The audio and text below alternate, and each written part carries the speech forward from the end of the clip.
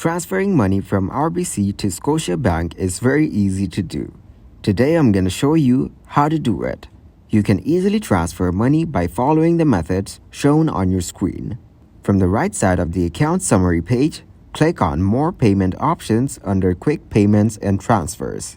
If the recipient is a Royal Bank customer, you can use their third-party transfer service by selecting the Other Royal Bank Customer option under the To field.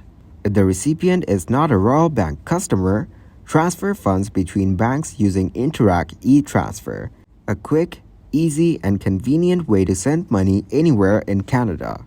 Also, if you need to transfer a large sum of money, an international transfer, or a business transaction, you can use a wire transfer service provided by RBC.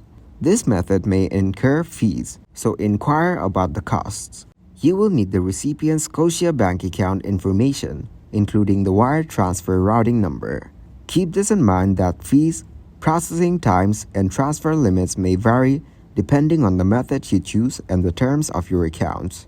Ensure that you have accurate recipient information to avoid delays or errors in the transfer.